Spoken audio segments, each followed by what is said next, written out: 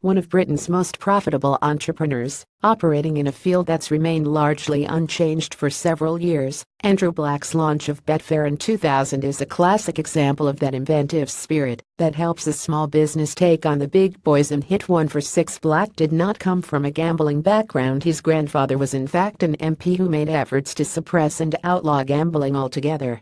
But such an attitude did not pass down to his grandson, who dropped out of his second year at Exeter University due to missing so many classes. According to Andrew himself, he was at the bookies after a stretch as a full-time gambler, during which he remained largely solvent. Black had a brilliant idea for a site that would revolutionize how gamblers could place bets. The only problem was that his plan involved a lot of online gambling, and it was coming fresh off the dot-com crash. It wasn't easy to secure funding for his business in such a climate. Venture capitalists wanted nothing to do with it, and it was up to Black and his business partner Edward Ray to find the funds themselves from friends and family. Eventually they got the £1 million they needed together, and the two were off. Betfair's focus wasn't on the traditional method bookmakers used, and was instead on exchange betting.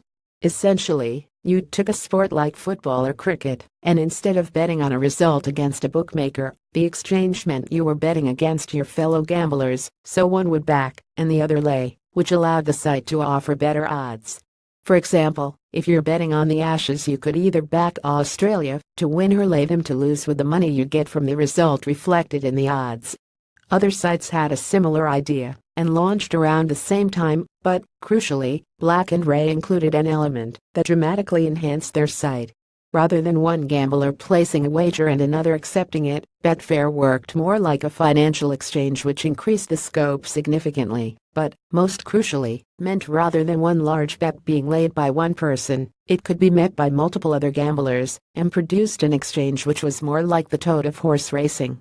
After the acquisition of Flutter in 2001, Betfair now holds an impressive 90% market share due to its more flexible model. As you'd expect, this approach did not sit well with some established bookmakers who were less than appreciative of their new rival. It didn't take long for them to start making comments about how their business model was a parasite on racing.